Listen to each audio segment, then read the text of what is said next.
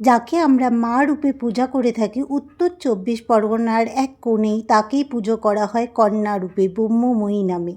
কীভাবে হলো এই অদ্ভুত রূপান্তর চলো জেনে নেওয়া যাক। শ্যামনগরের মূলাচল কালীবাড়ির অদ্ভুত ঐতিহাসিক কাহিনী। উত্তর ২৪ পরগনার শ্যামনগর স্টেশনের ঠিক কাছেই অবস্থিত এই মূলাচল গ্রাম। এখানে দূর দূরান্ত থেকে ভক্তরা আসে মা ব্রহ্মময়ীর কাছে পুজো দিতে। ভাগীরথী নদীর তীরে প্রতিষ্ঠিত এই কালী মন্দিরটি ইতিহাস অত্যন্ত বেদনাময়। কথিত আছে এই কালীবাড়ির প্রতিষ্ঠাতা ছিলেন কলকাতার পাথুরিয়া ঘাটের বিখ্যাত জমিদার গোপীমোহন ঠাকুর। তিনি ছিলেন রবীন্দ্রনাথ ঠাকুরের ঠাকুরদা প্রিন্স দ্বারকানাথের ভাই। তার স্নেহের কন্যা ব্রহ্মময়ীর বিয়ে ঠিক হয়েছিল মাত্র ৮ বছর বয়সে। বিয়ের দিন সকালে তার মেয়ে গঙ্গা স্নানে যাওয়ার ইচ্ছা প্রকাশ করেছিলেন। সেই মতো মেয়েকে পালকিতে চাপিয়ে আহুরিতলার ঘাটে গঙ্গা স্নানে পাঠানো হয়। কিন্তু গঙ্গা স্নানের সময় সমস্ত লোক উঠে এলেও ব্রহ্মময়ী আর উঠে আসেনি। কন্যার শোকে প্রায় পাগল গোপীমোহন এই শোকাহত অবস্থাতেই স্বপ্নাদেশ পায়। মা তাকে দর্শন দেন এবং বলেন যে তিনি তার কন্যারূপে ছিলেন এবং তার ব্রহ্মময়ীর যেখানে দেহ পাওয়া যাবে সেখানেই তার মন্দির যেন স্থাপন করা হয়। এই মতো আদেশে গোপীমোহনও কাজ শুরু করে দেয় কন্যার মৃতদেহ খোঁজার এবং এক সময় কন্যার মৃতদেহ পাওয়া যায় এই শ্যামনগরের মূলাচল অঞ্চলে এবং সেখানে একটি কোষ্ঠী পাথরের কালী মূর্তিও পাওয়া যায়। কোষ্ঠী পাথরের কালী মূর্তিটি তিনি স্থাপন করেন ১৮০৫ সালে ব্রহ্মময়ী কালী মন্দির প্রতিষ্ঠা করেন। এখানে কালীকে নিজের মেয়ে রূপেই পূজা করতে থাকেন গোপীমোহন।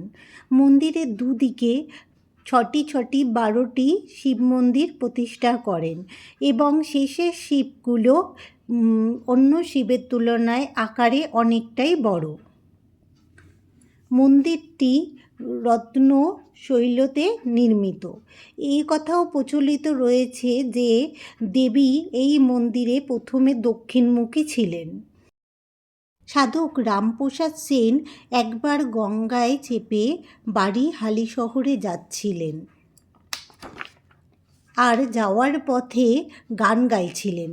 সাধকের গান শোনার জন্য নাকি মায়ের মুখ পশ্চিমমুখী হয়ে যায়। সাধক বামাখ্যাপাও এই মন্দিরে এসেছিলেন এবং ব্রহ্মময়ী মায়ের পূজা নিজে হাতে করেছিলেন। শোনা যায় রানী রাসমণি নাকি বাল্যকালে এই মন্দিরে বহুবার এসেছেন আর দক্ষিণেশ্বরের মন্দিরটি নাকি এই মন্দিরের আদলে প্রতিষ্ঠিত।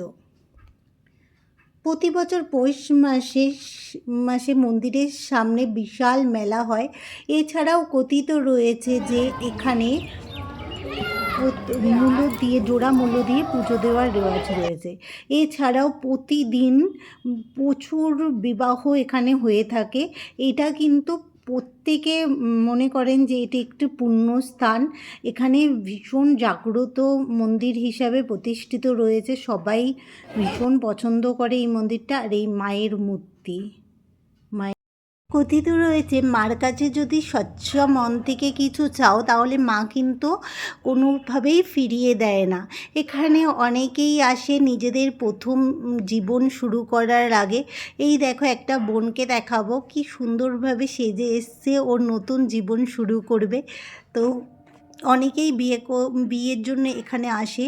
তো তোমাদেরও যদি এরকম মন্দিরে বিবাহ করার ইচ্ছা থাকে তোমরা এই মন্দিরে আসতে পারো। এটাকে কিন্তু খুব পবিত্র বলে মনে করা হয়।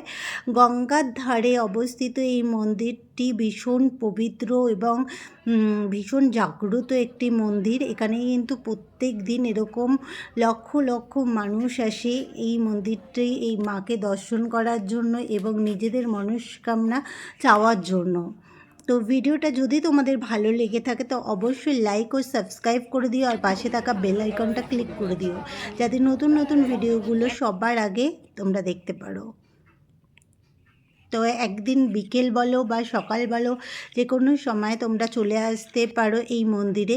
মন্দিরের টাইমিং বলে দিই, সকাল 7টার সময় এই মন্দিরটি খুলে যায়, দুপুর 12টা পর্যন্ত খোলা থাকে, আর বিকেলবেলা 4টে থেকে 8:30 পর্যন্ত। মন্দিরের ঠিক পাশেই রয়েছে একটা দোকান, সেখানে দেখো এত সুন্দর সুন্দর বিগ্রহ বিক্রি হচ্ছিল, যেগুলো আমি ভাবলাম তোমাদের সাথে একটু শেয়ার করি। এই কৃষ্ণ মূর্তিটা আমার ভীষণ ভালো লেগেছে, ভীষণ সুন্দর লেগেছে। আর এছাড়াও দেখো এই দুটো অপূর্ব সুন্দর। তো আজকের মতন এখানেই শেষ করলাম। সবাই ভালো থেকো, সুস্থ থেকো, আর যারা যারা ভিডিওটা দেখছো অবশ্যই লাইক ও সাবস্ক্রাইব করে আমার পাশে থেকো।